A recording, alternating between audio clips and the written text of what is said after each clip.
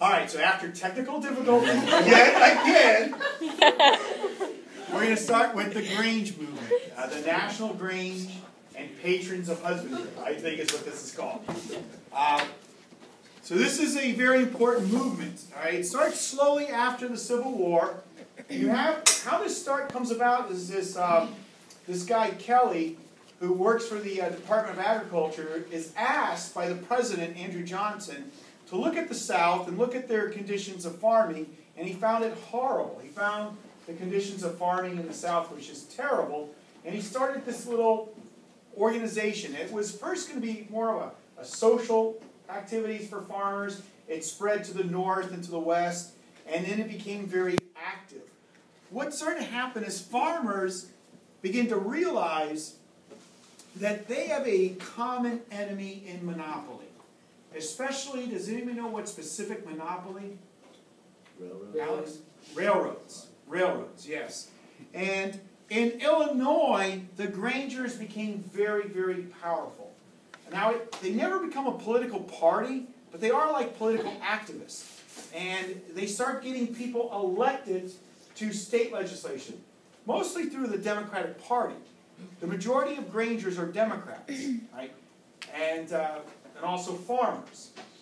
Through the state legislation, they decide they're going to try to regulate the railroad industry. Since the federal government doesn't want to do this, the states will do it. And Illinois begins to regulate the railroads. One railroad in particular, the Munn Railroad, they decided to take it to court. And they went all the way to the Supreme Court with this. At this moment, the Supreme Court rules in favor of the Grange. Right? They argued that you're taking your private good as the railroad. You own it as a private thing. The Fifth Amendment, the 14th Amendment protects your rights of property. However, you're using this private good for the good of the public, for the good of people. So yes, you should be regulated then. And so they allowed the states to do this. Nearly actually 11 years later, you're going to have another Supreme Court case that's also going to deal with the regulation of railroads, the Wabash case. Now, corporate lawyers get very smart, and they start to look at the 14th Amendment, and they realize this thing called due process, your due process of law. Up until now, we basically use what's called procedural due process. Do you have a law, and do you follow the process of that law? Yeah, as long as you're using that, everything's okay. Well, these lawyers now come up with something called substantive due process. The substance of the law. Is the law fair to begin with?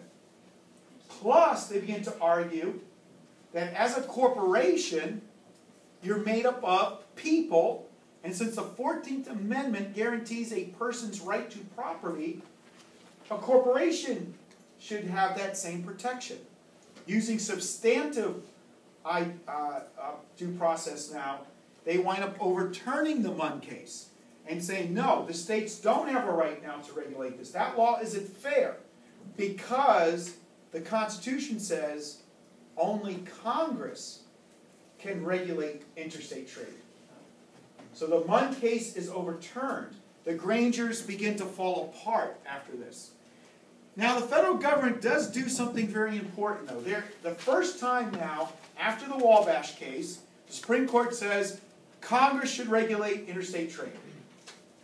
All right, well, let's actually create a regulatory agency now.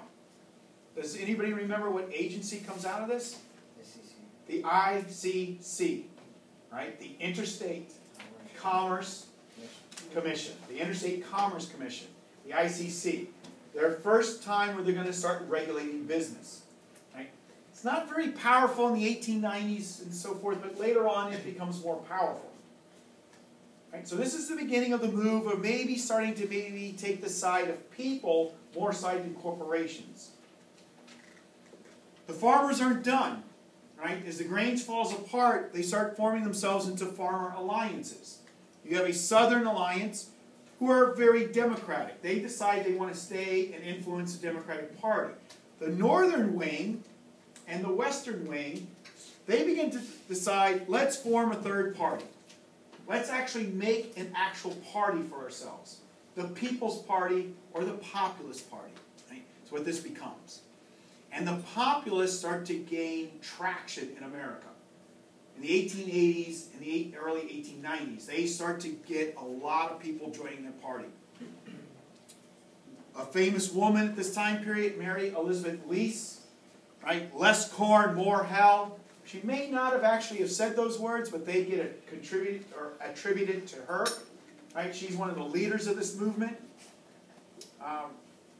This movement becomes very powerful in America. It's a very progressive, liberal movement taking place. They start to call for things like shorter work hours, direct elections of U.S. senators. But the main thing they want was what? What is the whole thing about silver and gold? Bimetallism. Bimetallism is what they call this. Not B-U-I, it was B-I. Bimetallism, the idea of silver and gold. This brings us to the Wizard of Oz, right? The allegory of the Wizard of Oz. In the actual book, right, Dorothy did not have ruby red slippers. She had silver slippers, exactly. And magic worked when you had the silver slippers and a gold hat, right? They had to work together. Dorothy had the slippers. The Wicked Witch had the hat. And she was trying to get the slippers away from Dorothy, who was walking on the yellow brick road, the gold standard, all the way to Oz, O-Z, ounce. What was the ratio? 16 ounces to 1 ounce of gold, right? All that allegory we start to see in that book, The Wizard of Oz, right? The scarecrow is the farmers. They're the Farmers Alliance, right? Getting us first thinking about this idea of monetary policy. The Tin Man. They reached out to the factory workers. They wanted the factory worker to come on their side. The Cowardly Lion could very well be William Jennings Bryan, who roared and roared and roared over 300 times across this nation, trying to get people to vote for the demo pops, right? The populists in the election of 1896 joined with the Democrats behind Bryan, right? And this bimetallism policy, right? Inflate the money supply, gold, silver, and paper money. Right? Devalue the dollar by doing this. The Republicans respond by, again, working behind the scenes. The Wizard of Oz, don't look behind the curtain. Right? They nominate William McKinley, but Marcus Hanna spent all his money at a ratio of 16 to 1. For every dollar the Democrats spent, he spent 16. Right? A very symbolic thing, right? And they buy this election in 96. It's called the Front Porch Campaign. William McKinley gave one speech from the front porch of his house. They allowed the party and the political machinery to go out and do their job. William Jennings Bryan goes all over the country on a train, giving speech after speech after speech.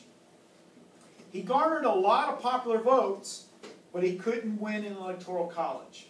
And in the end, the Republicans win, and they wind up in 1900, we get the gold standard officially for America. America officially gets onto the gold standard. And the Republicans become very conservative, and they start tying more with big business. But what they don't know is within just a couple of years, really, Theodore Roosevelt's coming. And it's going to be a little bit different, right? We get into the progressive era and progressivism. Social reform is going to now come to politics. Social liberalism is going to now explode in the 20th century. We move from people support the government, government does not support the people, to government should do for those who can't do for themselves. Right? We start getting all these social programs now in this country. We start getting politics starting to become more and more social-minded, especially within the Democratic Party. It starts off, at the local levels. This was a grassroots movement. Immigration was a big thing as well. Remember the settlement homes? Do you remember those settlement homes? The Hull House? Remember Hull House? And Jane Addams. Jane Addams, right? This is, they're thinking, okay, immigrants are coming to America. The new immigrants are coming by the 1890s. Individuals that were not really aware of what they really are, right? They're Greeks and Croatians and Serbians and Russians and Polish people. And people are like, well, who are these people? So the progressives started there with the idea, okay, we're going to help them to assimilate into society. We're worried about the spread of socialism and communism and anarchy. So let's bring about social reform, but not go so far as to fall into the idea of socialism and communism. Although the critics will always label progressives as socialists. Right? They always see this as socialism. If you go to a little to the left, ooh, that's immediately socialism. Right? It is social. Liberalism is social. Conservatism sometimes is social too. Right? But this becomes more so. The Republicans kind of get split at the early turn of the 20th century. There's some radical element still left, and Theodore Roosevelt takes advantage of this. He became president because William McKinley is assassinated. Right? We talked about this once before. When Roosevelt was the police commissioner of New York City, he became friends with Jacob Riis. Right? Do you remember what picture book that guy developed? How the Other Half Lived. Right? He saw the social conditions of the immigrants living in those tenement homes. This may or may not have influenced Roosevelt, but we know he becomes more and more socially proactive. It's also when mass media becomes very liberal. The Muckrakers. Remember the Muckrakers? What did they want to expose? The corruption of society. The shame of the cities. The corruption of the Senate. Ida Tarbell goes after Standard Oil and John Rockefeller. Right? They begin to also, like I said, the corruption of the Senate. We start to expose that these senators, who, as you said earlier, they weren't elected yet, right? What were they? They were appointed through that political machinery. Do they truly represent the people of their state that way? So they begin to expose this. Right? Politics starts to change because of this. Both the Democrats and the Republicans will have some element of progressivism. But what president, what Democratic president, made progressivism the key issue of the Democratic Party? Woodrow Wilson. When Woodrow Wilson comes in, he marries liberalism to the Democratic Party. Right? This is also now when African Americans begin to switch. They begin to leave the Republican Party, the party of Lincoln, and start to go more and more towards the party of Wilson and the Democrats. This social reform seemed like something that would hopefully involve civil rights. It's going to take several decades before that happens, but that becomes the hope, that we can use social reform to also bring about civil rights in America.